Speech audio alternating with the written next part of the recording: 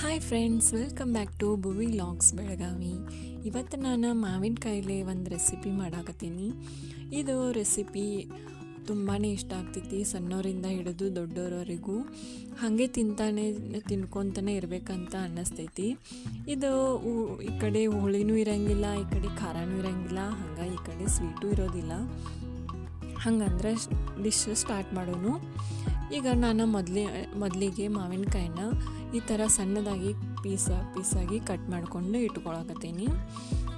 ಹಂಗೆ ಇದು ಕಟ್ ಮಾಡಿಕೊಂಡು ಉಳಿದಿರುವಂಥ ಮಾವಿನಕಾಯಿ ಬೀಜ ಇರ್ತೈತಲ್ಲ, ಅದರಲ್ಲೇನು ಒಂದು ರೆಸಿಪಿ ಮಾಡ್ತೀನಿ, ಅದನ್ನು ನಾನು ಮುಂದೆ ಬರೋ ವಿಡಿಯೋದಲ್ಲಿ ತೋರಿಸ್ತೀನಿ. ಈಗ ನಾನು ಮಾವಿನಕಾಯಿಗೆ ಒಂದು ಸ್ವಲ್ಪ ಬೆಲ್ಲ ತೊಗೊಂಡಿನಿ. ಈಗ ಒಂದು ಪಾತ್ರೆ ಒಳಗೆ ಆ ಬೆಲ್ಲನ ಹಾಕ್ಕೊಂಡು ಕರಗಿಸ್ಕೋಬೇಕು.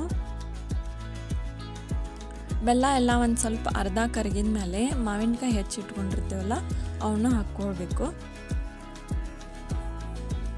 ಉರಿ ಲೋ ಫ್ಲೇಮ್ದಾಗ ಇಟ್ಕೊಂಡು ಇದನ್ನೆಲ್ಲ ಕಾಲಿಸ್ಕೊಂತನೇ ಇರಬೇಕು. ಈ ಥರ ಕರಗಿದ ಮೇಲೆ ಬೆಲ್ಲ ನೀರು ಬಿಡ್ತೈತೆ ನೋಡ್ರಿ. ಇದು ನೀರು ಐತಲ್ಲ, ಒಂದು ಪಾಕ ಆಗೋ ತನೂ ಹಿಂಗೆ ಕೈ ಆಡಿಸ್ಕೊಂತಾನೆ ಇರಬೇಕು.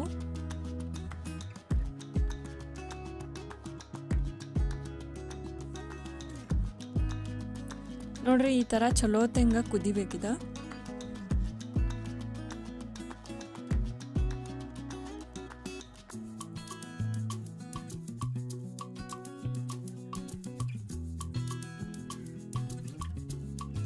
ಈಗ ಮಾವಿನಕಾಯಿ ಅರ್ಧ ಕುದ್ದೈತಂತ ಹೇಳಿ ಗೊತ್ತಾದಾಗ ಒಂದು ಸ್ವಲ್ಪ ಖಾರ ಹಾಕ್ಕೋಬೇಕು, ಹಂಗೆ ಒಂದು ಸ್ವಲ್ಪ ಉಪ್ಪು ಹಾಕ್ಕೋಬೇಕು.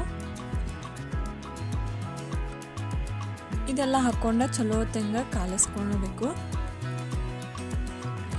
ಇದು ಸಣ್ಣ ಉರಿ ಒಳಗನ ಕುದಿಕೊಂತ ಇರ್ಬೇಕಿದ.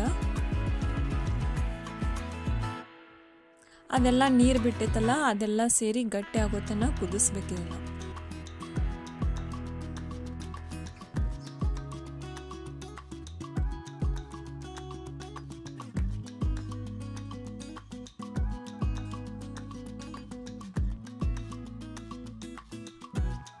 ಈಗ ನೋಡ್ರಿ, ಈ ಥರ ಪಾಕ ಆಗಬೇಕಿದು.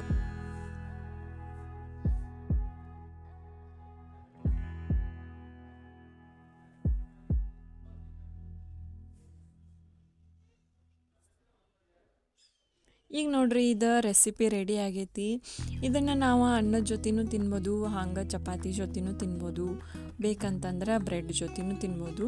ಬ್ರೆಡ್ ಜೊತೆ ತಿನ್ನೋ ಮುಂದೆ ಅವಾಗ ನಾವು ಇದು ಸಿಪ್ಪಿ ಇರ್ತೈತಲ್ಲ, ಅದನ್ನು ಸಿಪ್ಪಿ ತಕ್ಕೋಬೇಕು.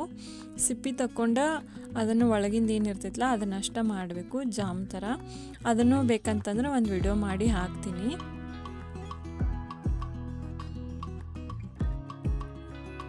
ಇದನ್ನು ತಿನ್ಕೊತಾನೆ ಇರಬೇಕಂತ ಅನ್ನಿಸ್ತೈತಿ. ನೀವು ಒಂದ್ಸಲ ಟ್ರೈ ಮಾಡಿರಿ. ಮತ್ತೆ ಮುಂದಿನ ವಿಡಿಯೋದಲ್ಲಿ ಸಿಗ್ತೀನಿ. Until then, see you, bye.